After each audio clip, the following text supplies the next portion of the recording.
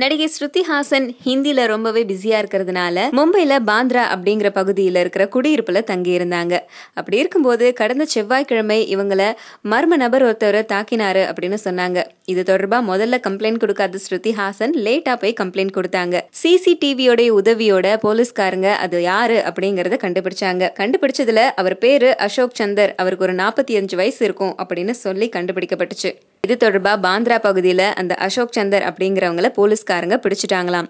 அது மட்டும் இல்லாம பிடிச்ச அவரை பாந்த்ரா கோர்ட்ல ஒப்படைச்சிருக்காங்க. இந்த சமயத்துல கோர்ட் வாசல்ல அசோக் சந்தருடைய சகோதரி கண்ணீர் மல்க மல்க பேட்டி கொடுத்திருக்காங்க. என்ன அப்படின்னா, நாங்க ரொம்ப வறுமையில வாடுற குடும்பம், அசோக் ஒருத்தர் தான் சம்பாதிக்கிறாரு, அப்படி இருக்கும்போது அவருடைய தம்பிக்கு வேலை வாங்கி தர்றதுக்காக ஸ்ருதிஹாசன் வீட்டுக்கு போயிருக்காரு. அந்த இடத்துல ரொம்பவே தகராறாயிட்டு ஸ்ருதிஹாசனை இவர் தாக்க வந்தாருன்னு பொய்யெல்லாம் சொல்லியிருக்காங்க. இந்த விஷயம் தெரிஞ்ச நாங்களே போயிட்டு போலீஸ்ல ஆஜரானோம். 30 நிமிஷத்துல விசாரிச்சுட்டு விட்டுடுறேன் அப்படின்னு சொன்னவங்க இவரை பிடிச்சு வச்சுக்கிட்டாங்க. இவர் ஒருத்தரால தான் நாங்க எல்லாருமே பொழைச்சிட்டு வரோம் அப்படின்னு சொல்லியிருக்காங்க.